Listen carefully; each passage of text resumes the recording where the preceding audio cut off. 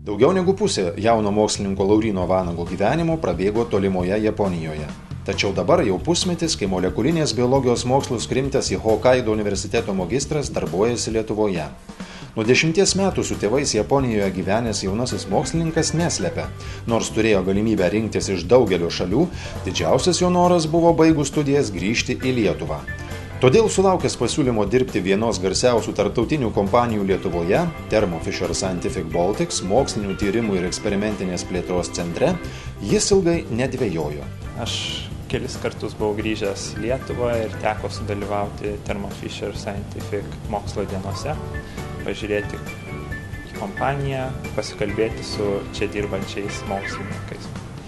Ir mane sudomino jų darbas, padirbėjęs čia 3 mėnesius pradinės praktikos. Man labai patiko ir aš pasiryžau pasilikti Lietuvoje. Ir nesigailit? Ne. Laurynas turėjo tam tikrą tikslą grįžti į Lietuvą po studijų, bet be abejonės, jeigu mes nebūtumėm suteikę jam tos galimybės, tai, kaip jau ir minėjau, aš turėjau labai daug kitų galimybių.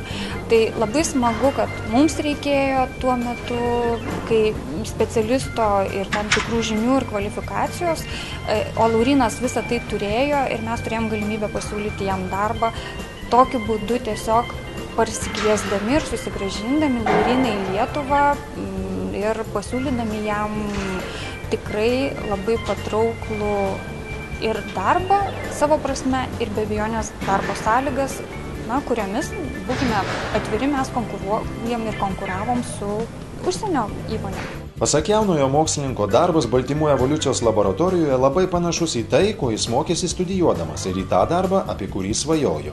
Vis dėlto moderni įmonė, tapusi pirmąją jo darbovietę, pribloškė net nemažai pasaulio pamatyti spėjusį Lauryną.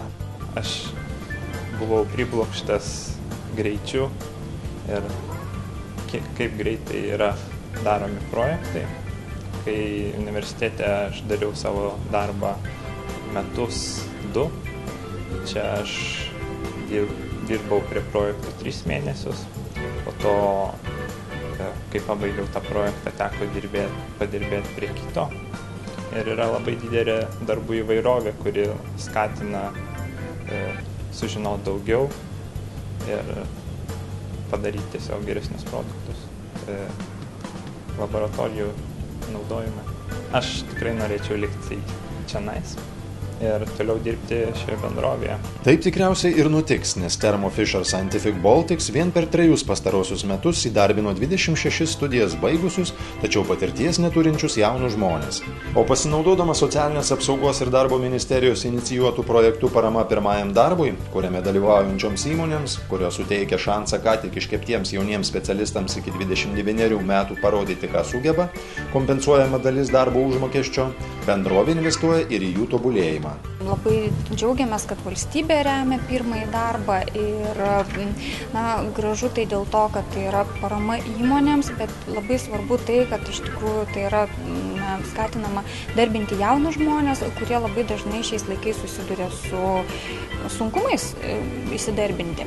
Mes savo ruožtų bendradarbiavom su universitetais jau daugiau negu 10 metį ir turim tam tikrą patirtį, kaip pritraukti, kaip sudominti jaunus žmonės. Labai svarbu, kad tai būtų ne vien privati iniciatyva, didelių įmonių iniciatyva, bet labai didelė paskata mažom savo veiklą pradedančioms įmonėms. Kita vertus, šis projektas tai gerokai daugiau negu papildoma galimybė jaunam žmogui susirasti pirmąjį darbą. Valstybė rodo dėmesį jaunam žmogui ir tokiu būdu skatina įmonės rodyti dėmesį jauniems žmonėms ir teikdama paramą valstybė lygiai taip pat rodo savo dėmesį žmonėms ir bando sulaikyti juos nuo emigracijos. Socialinės apsaugos ir darbo ministerijos inicijuota priemonė parama pirmajam darbui, kuri finansuojama Europos socialinio fondo lėšomis, gali pasinaudoti ir smulkūs verslininkai, ir didžiosios Lietuvos įmonės.